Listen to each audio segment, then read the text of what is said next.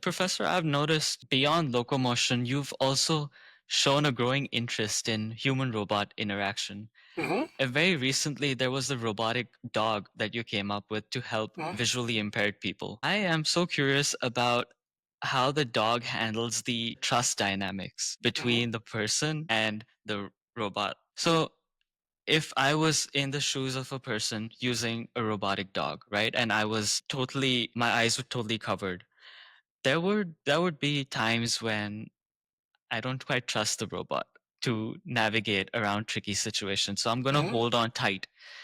Is it possible to model that initial apprehension? And, once I get comfortable with it, is it possible for the dog to sense that over time? Sensing trustness is very tricky question, but I think your understanding is correct.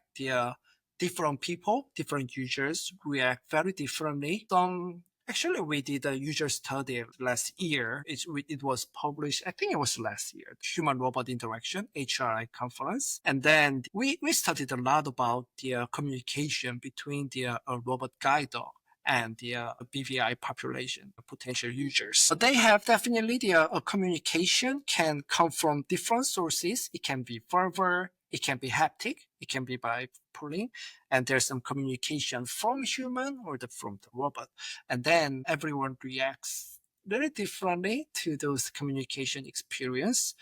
But I think the overall, I feel good about it because the we just the project is not just replicating the real animal dog on robotic system. We want next level of the intelligence.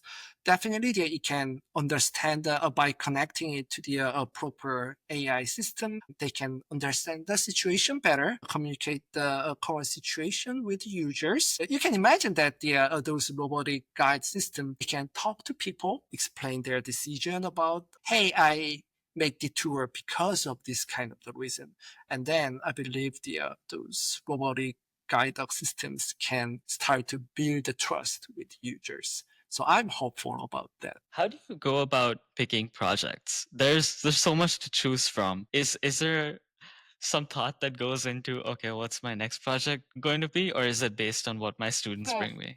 I'm also curious about how other professors are doing, but mostly I try to set some agenda over a little longer years. This year, probably one of the focus will be definitely humanoid, and we want to integrate what we learned from the past years: navigation, motion control, the how to imitate human and human robot interaction. We want to integrate everything onto them. But also I think I'm usually open to student idea as well. Some of the students have their own research idea. I'm happy to listen to them. Of course, they need to fight with me. They need to convince me that it's an interesting idea. But I believe some projects they are initiated by students, and then if they have clear understanding of what they want to do and that they have high motivation, then I'm also good with it. But probably, yeah, as I said at the first time, I also want to know how other professors are doing. I will find out. I'll let you know. I'm Please, yeah.